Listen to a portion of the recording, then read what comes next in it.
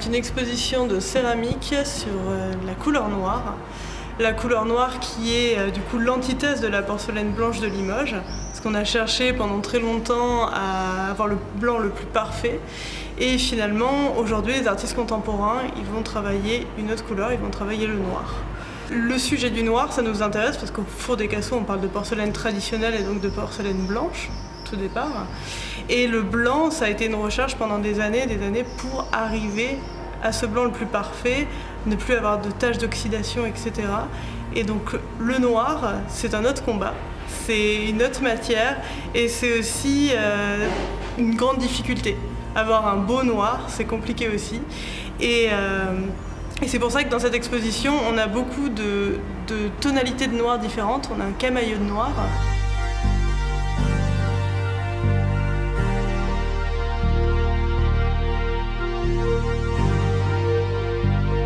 Nous sommes très contents d'avoir gardé cette dynamique d'une exposition estivale qui est synonyme de vitalité, d'attractivité pour notre territoire, pour notre destination et pour notre musée. Nous avons réouvert avec les mesures nécessaires à tout le protocole sanitaire et avec acharnement, on a pu quand même boucler cette exposition qui met en avant la création contemporaine.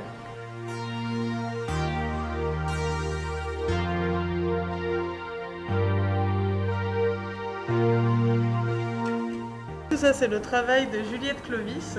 C'est un travail d'écailles en porcelaine qui, tout ensemble, crée un vrai mouvement. Ce qui est incroyable dans cette pièce, c'est qu'on n'est que sur des formes rondes et il y a une vraie vibration dans cette pièce. Quand on la voit, on a l'impression qu'elle bouge, l'impression qu'elle se resserre.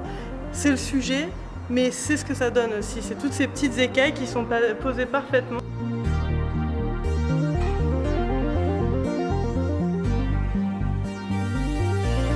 Ça, c'est le travail de Nadège Mouissina, qui a un travail qui parle de la nature, mais aussi d'un côté très parfait. Donc, je disais, c'est une artiste qui a travaillé dans des manufactures de luxe à Limoges, qui a appris là-bas le souci de bien faire, de faire une pièce parfaitement. C'est une personne qui conçoit sa pièce à l'avance, qui réfléchit à la forme et qui l'exécute parfaitement.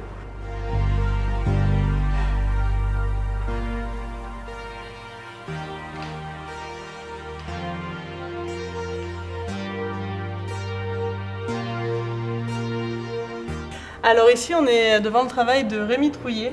Rémi Trouillet qui est un photographe qui fait des photographies au collodion humide, donc un procédé ancien de photographie positive sur verre. Et là, cette fois-ci, il nous a proposé d'essayer de travailler sur de la porcelaine.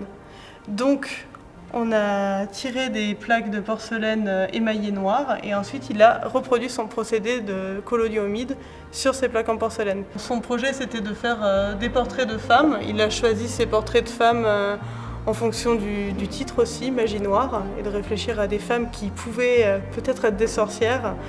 Et donc par exemple, on a ces deux femmes là juste ici qui sont jumelles.